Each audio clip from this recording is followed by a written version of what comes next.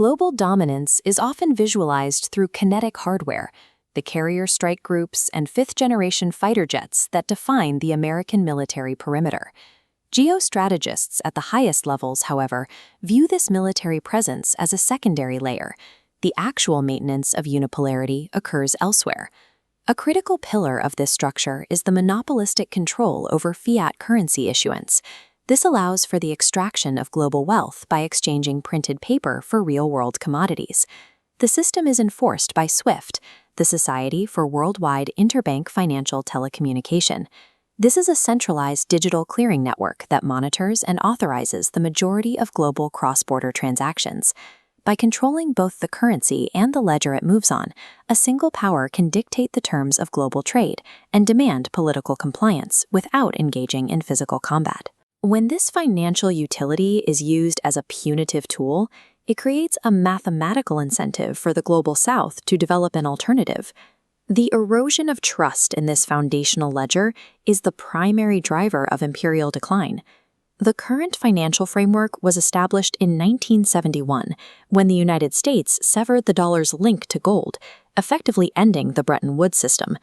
This shift transitioned the world into an era of unchecked fiat expansion, where the volume of global currency was no longer limited by physical reserves.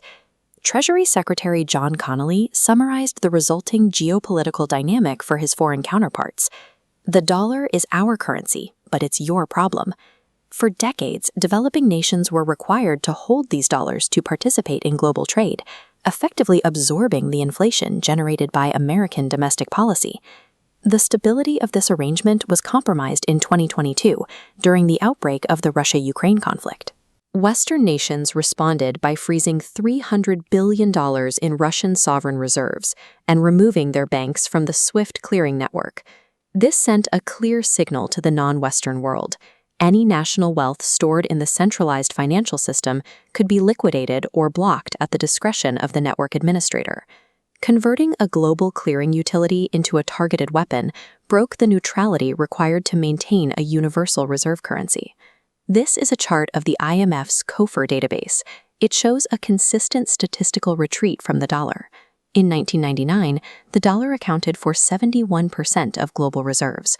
By 2024, that figure reached a multi-decade low of 58%.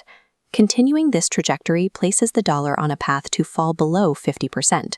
The point where it loses its majority share of global savings. This flight from U.S. Treasuries is part of a broader rotation into a specific physical asset class. World Gold Council data reveals that in 2022 and 2023, global central banks, led by China, India, and Russia, purchased over 1,000 tons of gold annually. This represents a return to physical settlement at a scale not seen in over 70 years. The mechanical driver of this shift is the need to eliminate counterparty risk.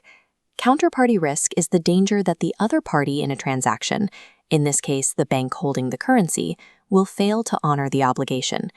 Because physical gold and energy resources have no off switch and no central administrator, they are the only forms of money that remain functional when a nation is disconnected from the digital grid.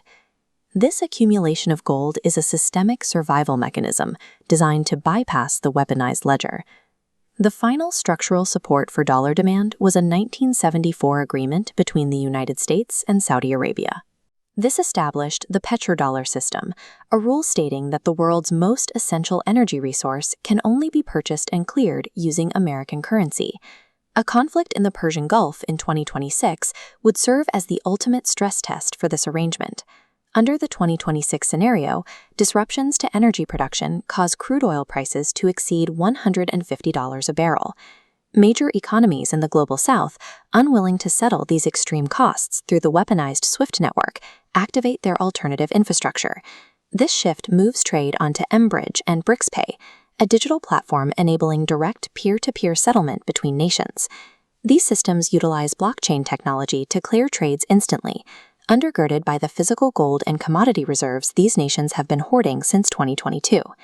The activation of mBridge creates a structural firewall, permanently shielding the Global South from the requirements of the American financial system.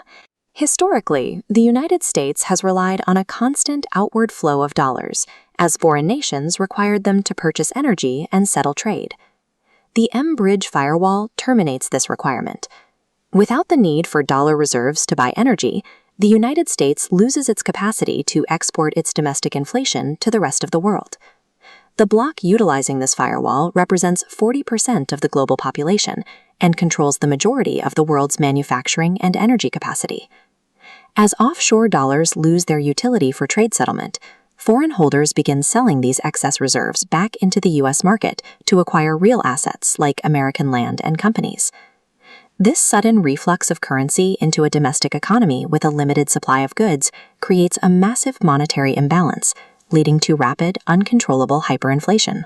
De-dollarization is an exercise in systemic self-preservation by nations seeking to protect their wealth from a central authority that has proven it will freeze assets.